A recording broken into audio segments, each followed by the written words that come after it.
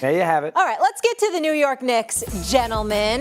They have fired their head coach, Tom Thibodeau, on Tuesday. The decision comes 3 days after the Knicks were ousted from the Eastern Conference Finals in 6 games by the Indiana Pacers. Thibodeau, who surpassed Pat Riley earlier this season to rank 4th on the franchise list in victories, led the Knicks to back-to-back 50-win seasons for the first time since '95 and led New York to their deepest playoff run in 25 years. Here's a statement from Knicks team president Leon Rose.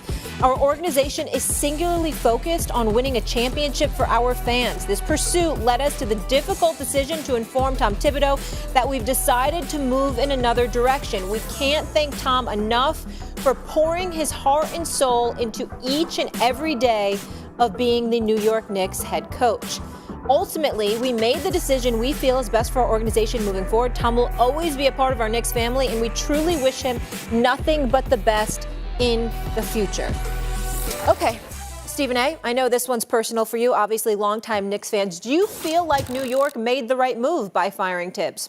I don't feel that way, but that I will be fair to the New York Knicks organization and say it remains to be seen who the successor to Tom Thibodeau is, and that will give us a better light on answering such a question. I think one of the things that it's honestly annoying to me, Jay and Mad Dog, was the non-substantive, meaningless quote from Leon Rose as to why this transpired. And I know that the public at large doesn't care about the media per se in terms of the media, quote unquote, being all in their feelings. But we're a conduit to the Knicks fan out there. And I think that it's just emblematic of the Knicks organization taking the Knicks fan base for granted from the standpoint that we're going to invade MSG. We're going to walk through those turnstiles no matter what. When you stunk up the joint, when you were an absolute joke, we were still there. So certainly now that you're contending for championships, we're going to be there now. And I just think that if I had a better explanation, I would feel good about it.